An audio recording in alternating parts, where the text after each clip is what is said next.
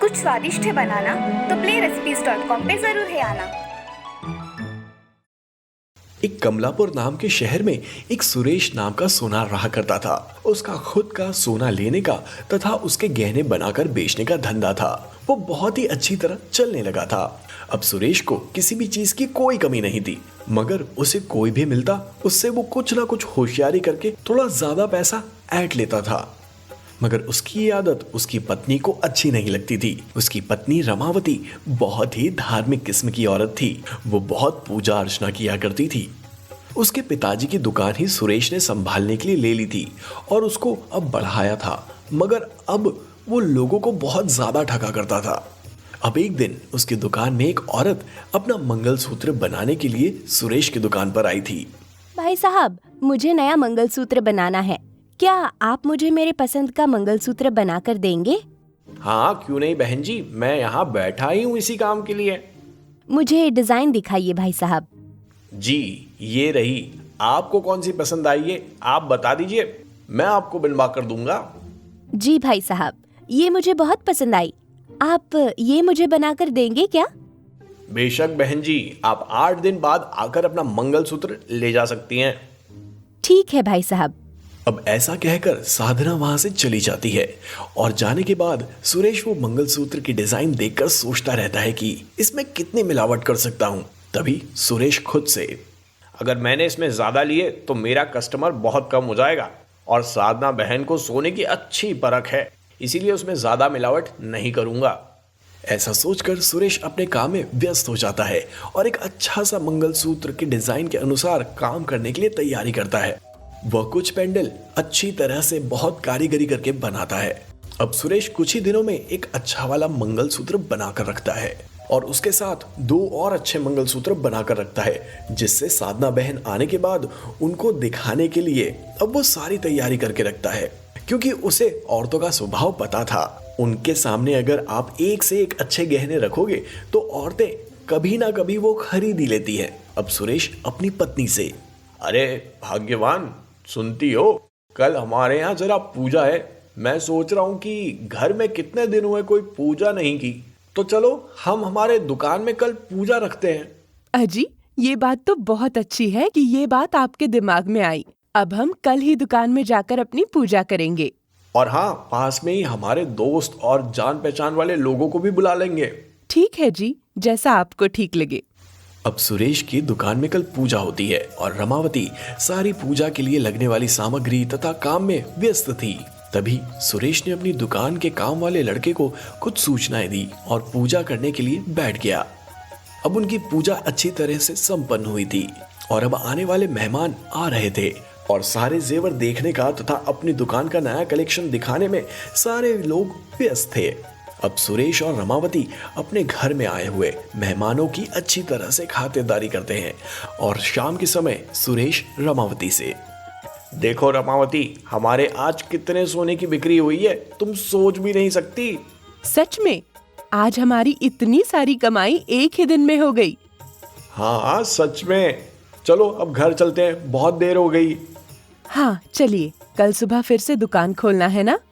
हाँ रमावती। अब दोनों घर के लिए चले जाते हैं। अब घर जाकर दोनों सब काम करके जल्दी सो जाते हैं, क्योंकि सुरेश को पता था कि कल से उसका धंधा बहुत जोर से चलने वाला था। अब अगले दिन उसके धंधे की दिन दुगनी और रात चौगनी तरक्की होने लगी, जैसे वो पूजा उसके लिए सफल हुई थी। भाई साहब, मेरा मंगलसूत्र बनवाया आपने? मैंने जैसा बताया था आपको वैसा ही बनाया है ना? अरे बहन, तुम देखोगी तो एक और ले लोगी। देखो तो कैसा लगा तुम्हारा मंगलसूत्र। बहुत ही अच्छा है भाई साहब, मुझे ये दोनों भी पसंद आए हैं। अब मैं क्या करूं? मैं एक ही ले सकती हूँ। मैंने एक के ही पैसे लाए हैं अब। अरे भाभी, चिंता की कोई बात नहीं है, मैं आपके लिए ये बाजू में रख देता हूँ, आप कभी भी आकर ले जा सकती हैं, समझी? हाँ, ये अच्छा रहेगा। अब साधना सुरेश को पैसे देकर वहां से चली जाती है और उसे वो मंगलसूत्र बाजू में रखने के लिए कहती है। अब सुरेश घर चला जाता है और अपनी पत्नी से, अरे भाग्यवान, मैं क्या कह रहा हूँ? जी कहिए ना, क्या बात है? मैंने वो बहुत सारे हीरे लगी हुई एक चूड़ी बनवाई थी, वो दे दो मुझे, मेरे दुकान में रखूंगा, इससे हमारा ग्राहक बढ़ जाएगा। जी ये लीजिए, और चाहिए तो ले जाइए। मुझे सिर्फ अपनी दुकान में रखने के लिए चाहिए। अच्छा, मुझे बहुत भूख लगी है, खाना जल्दी लगाओ। आप हाथ मुंह धोकर जल्दी आइए, मैं खाना परोसती हूँ। हाँ। अब ऐसा बोलकर सुरेश हाथ मुंह धोकर खाना खा लेता है। अब सुबह उठकर वो जल्दी दुकान खोलता है और नए नए डिजाइन्स के दागिने बनाने में व्यस्त हो जाता है। अब उसके दिमाग में एक अच्छी योजना आती है। मैं आज एक ऐसा नेकलेस बनाऊंगा जिसमें सोना कम डालूंगा और नेकलेस ऐसा बनाऊंगा कि लोग देखते ही रह जाएंगे।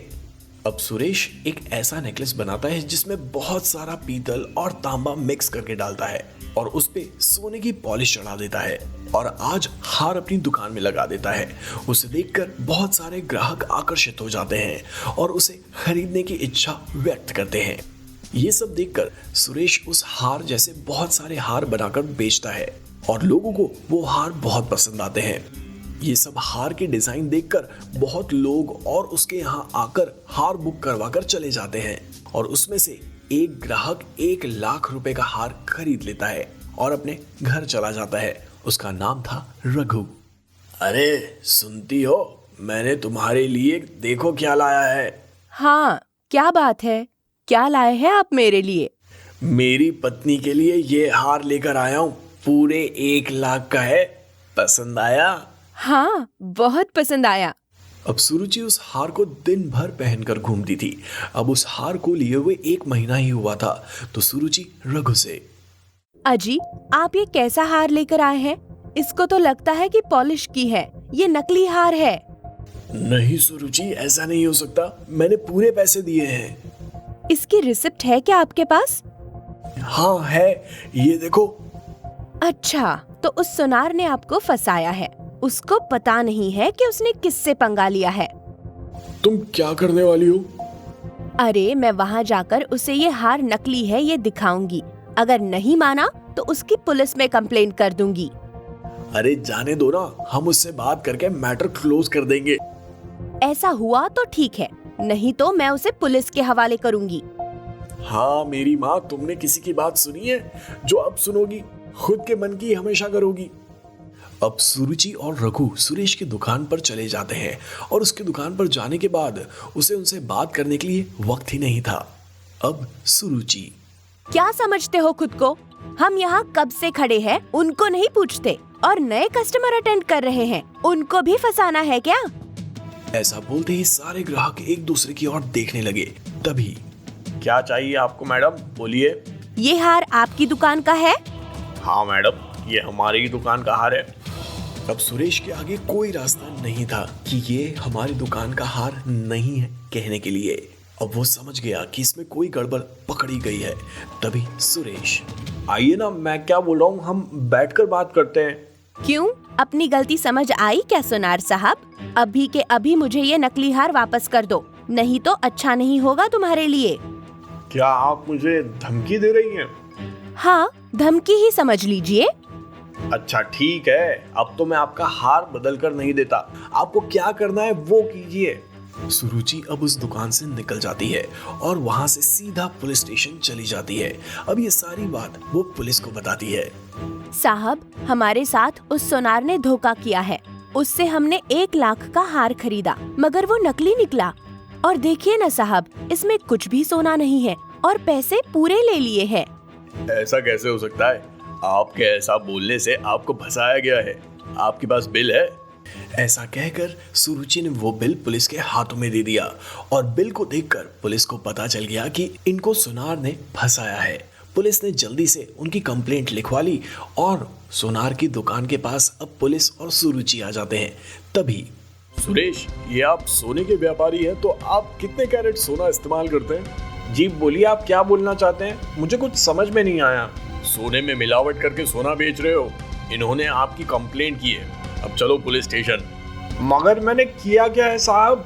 नकली सोना बेचने के जुर्म में और इन मैडम जैसे कई लोगों को तुमने ठगा होगा। अब चलो तेरी थाने में खातिरदारी करता हूँ। ऐसा बोलकर पुलिस वहां से सुरेश को लेकर चली जाती है और सुरुचि भी उसे सजा दिलाने की बाद ही अपना पैसा वापस लेकर घर चली जाती है। अब उस दुकान पर रमावती अकेली रो रही थी और सुरेश पुलिस के साथ जेल में था। सुंदरपुर नाम के गांव में हरिया नाम का एक आदमी रहता था। वो दिन भर खेतों में बहुत मेहनत किया करता था, लेकिन इसके बावजूद ज्यादा कमाता नहीं था। इसी वजह से वो गांव में कुछ ना कुछ काम करता ही रहता।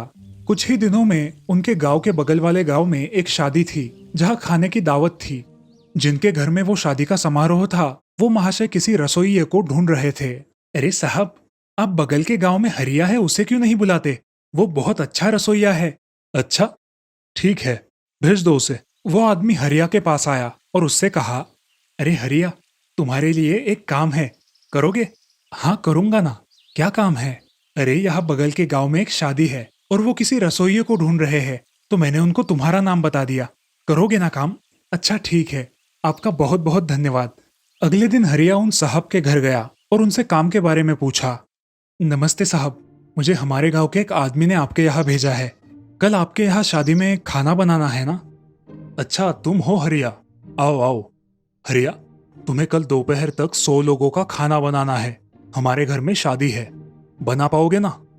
हाँ साहब, मैं बना लूंगा। मुझे सिर्फ बता दीजिए कि खाने में क्या क्या बनाना है।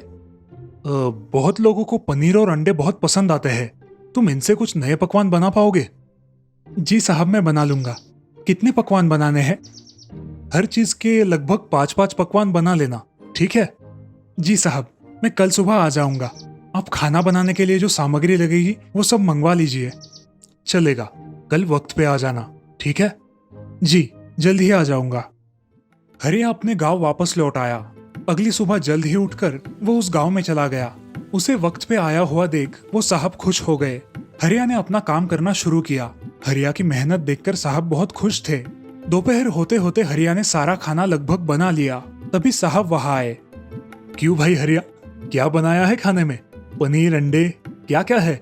जी मैंने अंडा करी, अंडा फ्राई, अंडा ऑमलेट और अंडा बिरयानी बनाई है। और पनीर में पनीर कोफ्ता, पनीर करी, पालक पनीर, शाही पनीर, ये सब बनाया है। अब सोच रहा हूँ कि कुछ स्टार्टर में भी बना दूं। जैसे कि पनीर चिल्ली या पनीर एग रोल, ऐसा कुछ। और बाकी के भी कुछ पकवान हैं। और कुछ बनाना है तो बता दीजिए।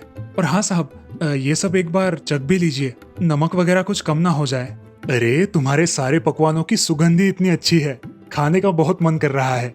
रुको, अभी चखता हूँ। साहब ने पकवान चख कर देखे, उन्हें वो बेहद पसंद आए। अरे वाह हरिया, बहुत ही लाजवाब पकवान बनाए हैं तुमने। जी धन्यवाद साहब। हरिया उसके बचे कुचे पकवान मन लगाकर बनाता है। खाने का स्वाद सारे मेहमानों को बहुत पसंद आता है। सारे पेट भर के खाना खाते हैं। दूसरे दिन साहब हरिया को उनके घर पे बुलाते हैं। अरे हरिया, आओ आओ, तुमने इतना अच्छा खाना बनाया था कि सारे लोगों को बहुत पसंद आया। सबने पेट भर के खाया। ये लो तुम्हारे पैसे, और बोलो क्या इनाम चाहिए तुम्हें? जी साहब, मुझे कुछ नहीं चाहिए। आपको खाना पसंद आ गया, यही मेरे लिए बहुत है। अरे हरिया, तुम बहुत अच्छे हो। तुम्हारे हाथों में जादू है और मैं चाहता हूँ कि तुम इसका अच्छा इस्तेमाल करो। ये लो, ये कुछ पैसे है। अपनी खुद की एक दुकान डाल लेना और इसी तरह अच्छे अच्छे पदार्थ लोगों को खिलाना। ये क्या कह रहे हैं आप साहब? अरे मैं ठीक कर रहा हूँ। ये लो, इन पैसों से तुम खुद का कारोबार शुरू करो। आपका बहुत बहुत उपकार मालिक। साहब वहां से चले जाते हैं और हरिया वो पैसे लेकर घर लौटता है। घर आने के बाद वो साहब ने कही बातों पर विचार करने लगता है।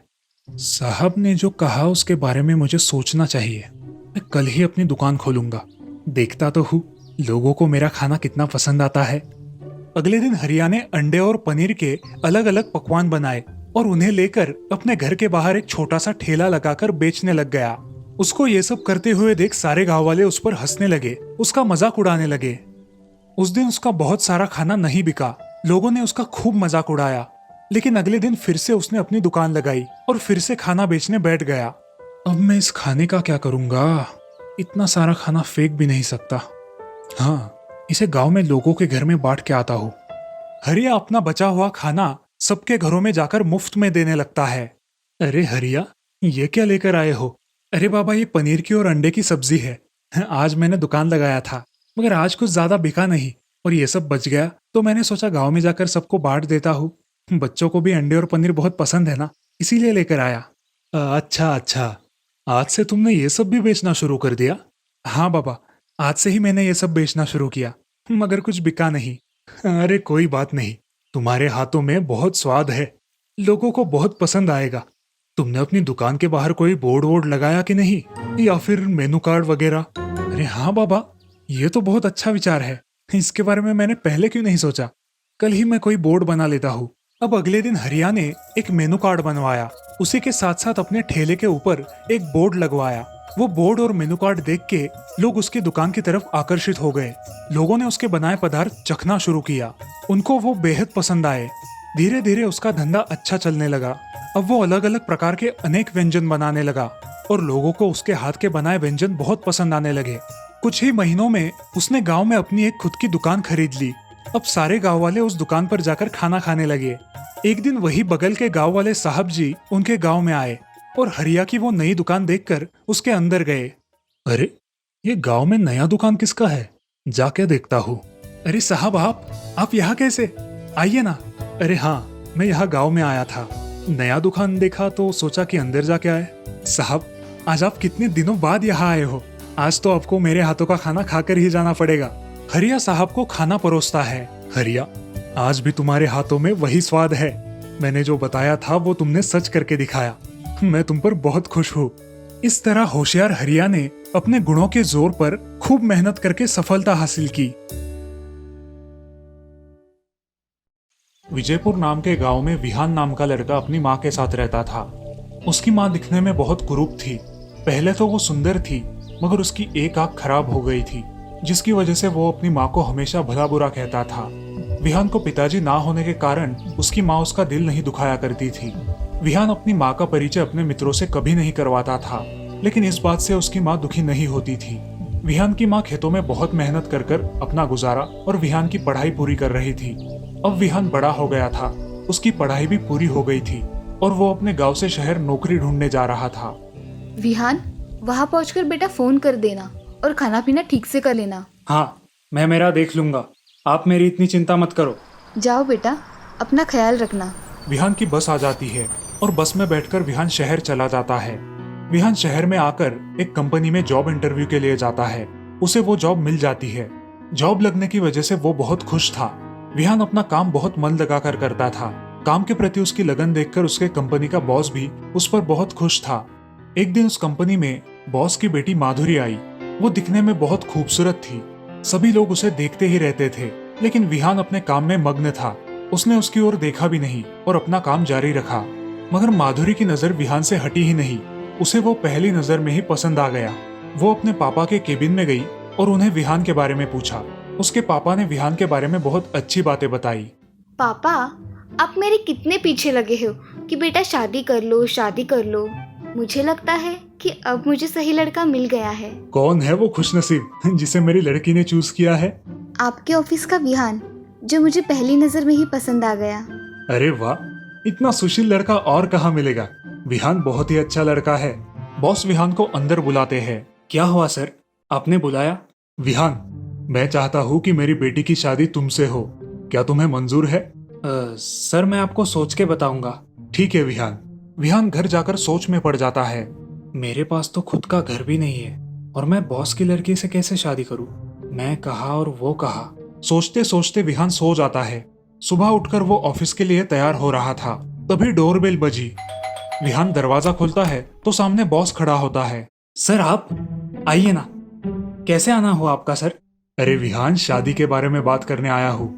मुझे तुम पसंद आ गए हो, बाकी का सब मुझ पर छोड़ दो, मैं देख लूंगा। तुम्हारे घर में कौन कौन है विहान? मैं अकेला ही रहता हूँ सर यहाँ, और मेरी माँ गाँव में रहती है। ओके, तो मैं ये रिश्ता तय समझूं? विहान अपनी हाँ बता देता है। विहान, तुम्हारी माँ को गांव से शादी के लिए बुला लो, आखिर तुम्हारी शादी है। विहान सोचता है कि अगर वो अपनी माँ को बुलाएगा तो सारे उसका मजाक उड़ाएंगे। नहीं सर, मेरी माँ बीमार होने के कारण शादी में नहीं आ पाएगी। उसने बोला है कि वो ठीक हो जाने के बाद खुद आ जाएगी। ठीक है, जैसा तुम ठीक समझो। विहान और माधुरी की शादी बहुत धूमधाम से होती है। वो दोनों अपने नए घर में रहने के लिए जाते हैं। ऐसे ही बहुत दिन बीत जाते हैं। विहान को अपने ऑफिस में माँ के खत आया करते थे, लेकिन वो सारे खतों को अनदेखा करता था। जब माधुरी उसको अपनी माँ के बारे में पूछती तब भी वो हमेशा की तरह उन बातों को टाल देता था। वह गांव में उसकी माँ भी चिंता में पड़ गई थी, क्योंकि बहुत दिनों से विहान का कोई फोन नहीं था। इसीलिए वो अपने बेटे से शहर जाकर मिलने के बारे में सोचती है और शहर चली जाती है। माँ शहर में उसके पुराने घर का पता ढूंढती है और वहां चली जाती है। वहां जाकर वो वहां के घर मालिक से पूछती है, नमस्ते भाई साहब, विहान यही रहता है ना? नहीं माँ जी, अब वो यहाँ नहीं रहता है। वो बड़े बंगले में रहता है और उसकी तो शादी भी हो गई है। शादी कब हुई भाई साहब? मुझे तो कुछ पता भी नहीं। वैसे आप कौन है माँ जी? कोई नहीं, गांव से आई हूँ। भाई साहब, क्या आप मुझे विहान के घर का पता देंगे? हाँ माँ जी, ये लीजिए। आप किसी से भी पूछेंगी तो बता देंगे। धन्यवाद भाई साहब। ये कहकर विहान की माँ अपने बेटे के घर जाने के लिए निकलती है। पता पूछते पूछते वो विहान के घर पहुंच जाती है। वो उसके बंगले के बाहर आकर रुकती है। उसे एक सिक्योरिटी गार्ड रोक लेता है। माँ जी, आप कहाँ से आई हो? किसको मिलना है आपको? मुझे विहान से मिलना है। विहान? कौन, साहब क्या? लो आ गए साहब। तभी विहान एक आलीशान कार में बैठकर वहां आता है और अपनी माँ को देखकर भी अनदेखा कर देता है और सिक्योरिटी गार्ड से कहता है, सड़क चलते भिखारी को घर में आने मत देना, कोई भी मुंह उठाकर आता है। ये सारी बातें विहान की माँ सुन लेती है और वही बैठकर रोने लगती है। वो उस सिक्योरिटी गार्ड से एक कागज और पेन मंगवाती है और उस पर अपनी पूरी कहानी लिख देती है। वो कागज वो सिक्योरिटी गार्ड को देती है और अंदर पहुंचाने के लिए कहती है। माँ वहां से निकल जाती है। सिक्योरिटी वाला वो कागज विहान को देता है। साहब, उस बूढ़ी माँ ने दिया है, ये लाओ मुझे दो। विहान खत पढ़ने लगता है। बेटा, आज तो तुम इतने बड़े बन गए कि अपनी माँ को ही पहचान ना सके। आज तक मैंने तुमसे एक राज छुपाया है, मगर आज तुम्हें बताना बहुत जरूरी है। बेटा, जब तुम छोटे थे तब खेलते खेलते तुम एक नुकीले पत्थर पर गिर गए थे और उसमें तुम्हारी एक आँख खराब हो गई थी। डॉक्टर से पूछा तो कोई इलाज नहीं था। तब मैंने मेरी एक आँख तुम्हें दे दी और तुम ठीक हो गए। मगर आज तो तुम मेरी बदसूरती को देखकर मुझे माँ कहने से भी इनकार कर रहे हो। ये देखकर मुझे बहुत दुख हुआ और ये खत मुझे लिखना पड़ा। मैं आज से तुम्हारी माँ नहीं हूँ विहान। वो खत पढ़कर विहान चुपचाप अपने कमरे में जाकर रोने लगता है। तभी माधुरी उसके पास आती है। विहान सारी सच्चाई माधुरी को बता देता है।